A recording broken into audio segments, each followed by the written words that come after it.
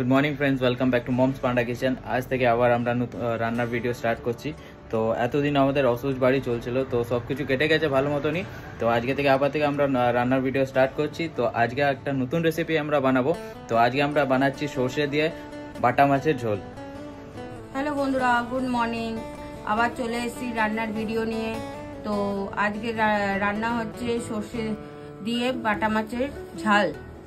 আর তার জন্য নিয়েছি বাটা মাছ, সর্ষে পোস্ত আর কালো জিরে, হলুদ, নুন, ধনেপাতা, টমেটো।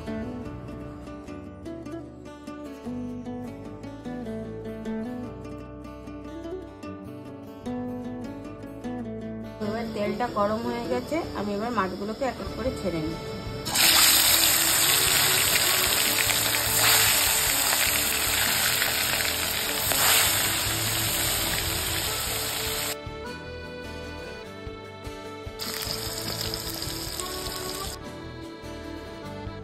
মাছগুলো ভাজা হয়ে গেছে, এবার আমি মাছগুলো উঠিয়ে নিচ্ছি।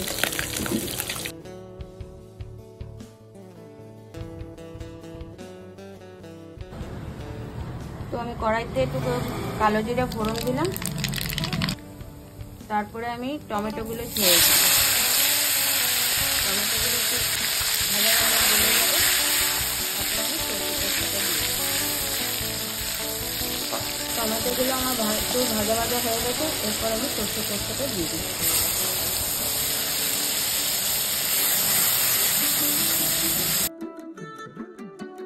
এর মধ্যে আমি নুন দিয়ে দিচ্ছি,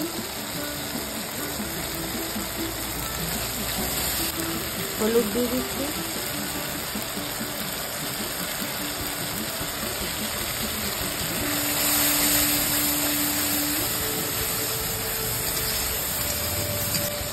মশলাটা আমার কষানো হয়ে গেছে, তেল ছেড়ে দিয়েছে।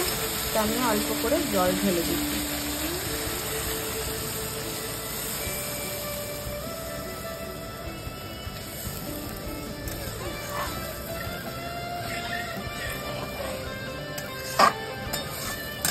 তো এবার ঝোলটা ফুটে উঠেছে, এবার আমি একটু মাছগুলো ছেড়ে দিচ্ছি এক এক করে।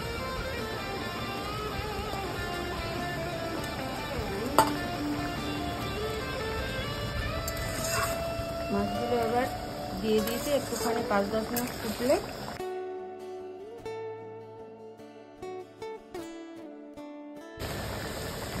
তো আমার হয়ে গেছে। তা আমি একটু ধনেপাতা দিয়ে নামাবো।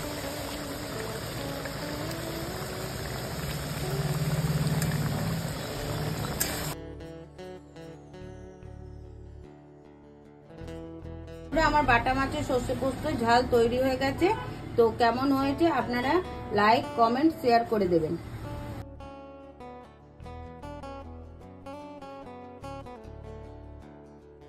বন্ধুরা, আমাদের সর্ষে বাটা মাছ রেডি হয়ে গেছে। তো দেখতে কেমন লাগছে সেগুলো কমেন্ট করে জানিও। তো আর তার সাথে সাথে আমাদের চ্যানেলটাকে লাইক, শেয়ার, সাবস্ক্রাইব করে দিও। আর ইনস্টাগ্রামের পেজটাকে ফলো করে নিও, মমস পান্ডা কিচেন বলে আছে। আর সর্ষে দিয়ে বাটা মাছ আর গরম গরম ভাত তো দারুণ লাগবেই। তো তোমরাও রেসিপিটাকে বানাও ঘরের মধ্যে, আর আমাদেরকে কমেন্ট করে জানাবে যে কেমন হয়েছে। তো এরকমই আরও আমরা নতুন নতুন ভিডিও নিয়ে আসবো তোমাদের জন্য। তো তার জন্য চলো, আজকের জন্য এতটাই। Thank you. জয় শ্রীরাম।